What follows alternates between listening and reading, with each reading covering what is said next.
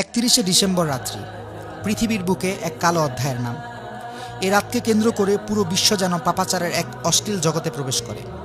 রাত 12টা বেজে ওঠার সাথে সাথে আতশবাজির বিকট আওয়াজে কেঁপে ওঠে পুরো দেশ। মুহূর্তেই ভুলে যায় আশেপাশে থাকা অসুস্থ মানুষগুলোর কথা।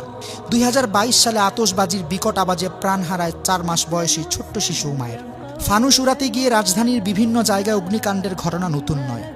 অসংখ্য অগণিত পাখি ঝাঁকে ঝাঁকে মরে পড়ে থাকে রাস্তায় রাস্তায়। কে নেবে এর দায়? গল্পটা এখানেই শেষ নয়। সেই সাথে শুরু হয় বিয়ার, হুইস্কি, ফেন্সিডিল, আফিম, হেরোইন, ইয়াবা, গাঁজাসহ বিভিন্ন মাদক দ্রব্য সেবনের মহা উৎসব। বিভিন্ন ক্লাব ও দেশের অভিজাত হোটেলগুলোতে চলে নিষিদ্ধ পল্লীর নগ্ন মহড়া। উঠতি বয়সের তথাকথিত বহু আধুনিক তরুণ তরুণীরা লিপ্ত থাকে অবৈধ কর্মকাণ্ডে। জাস্ট এনজয় করতে গিয়ে সম্ভ্রান্ত ঘরের অনেক তরুণী নেশায় বুঁদ হয়ে সম্ভ্রম বিলিয়ে দেয় জাস্ট ফ্রেন্ড নামক হায়নাদের কাছে। বহু জায়গায় কনসার্টের আয়োজন করা হয় এবং নারী পুরুষের এই অবাধ মিলন মেলায় যেন অশ্লীলতার জোয়ার ওঠে। রাজধানীর বিভিন্ন রোডে বাইক রেসে দুর্ঘটনার সংবাদে গরম থাকে প্রচার গণমাধ্যম।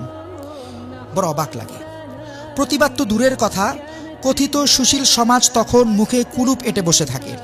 নিষিদ্ধ অ্যালকোহলের লট ঠেকাতে আইন শৃঙ্খলা বাহিনীকে চরম হিমশিম খেতে হয়। একজন মুসলিম হিসেবে কি ভেবে দেখেছি এ জাতীয় বস্তা পচা নোংরা সংস্কৃতি কি আমাদের পক্ষে শোভা পায়?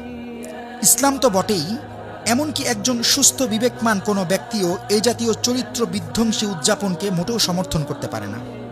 সত্যি কথা বলতে কি জানেন, এই ঘৃণ্য সংস্কৃতি আমাদের নয়। তাই আসুন পশ্চিমা এই অপসংস্কৃতির বিষাক্ত ছোবল থেকে নিজে সতর্ক হই, অন্যকেও সতর্ক করি। ساهمتم في نشر خير مثل سحاب